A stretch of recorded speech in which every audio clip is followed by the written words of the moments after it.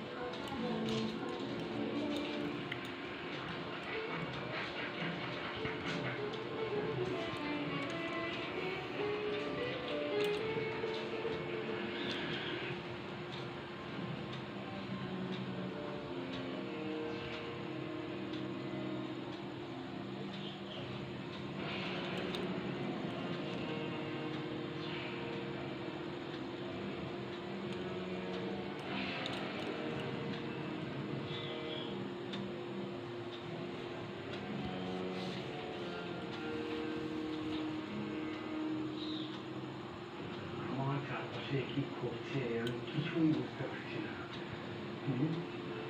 এতদিন পর্যন্ত বিভূষণ যেটা চেয়েছে সেটাই পেয়েছে, কিন্তু তুই দাস আসার পর থেকে সমস্ত নতুন করে যা দান পেয়েছি সব উল্টো হয়ে যাচ্ছে।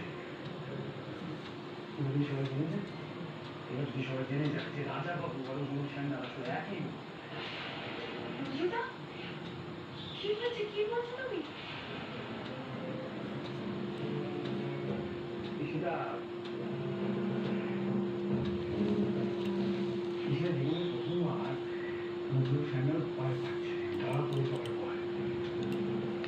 তুমি তো জানো রঘুমান সেনগুপ্তর পাতা ফাঁদে আমি প্রায় পা দিয়ে দিয়েছিলাম। ভাগ্যিস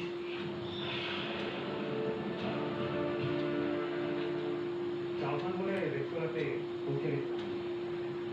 একটা বড় অস্ত্র কেনার একটা দিন ছিল, ও সামলাতে পারেনি, টাকা দরকার ছিল।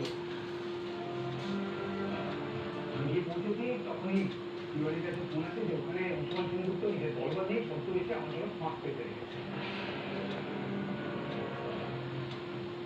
হ্যাঁ, এত কিছু হয়ে গেছে নাকি? কি করে জানবে?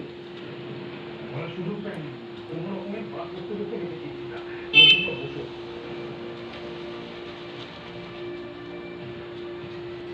আজকে পাকা সময় একদমই উপরে দেখছিলাম বসে বসে করতে চলতে শুভ একটা খবর, সেটা হলো কি দেখলাম নরসিংহে তাদের ধ্যান সাধারণ জমি থাকবে।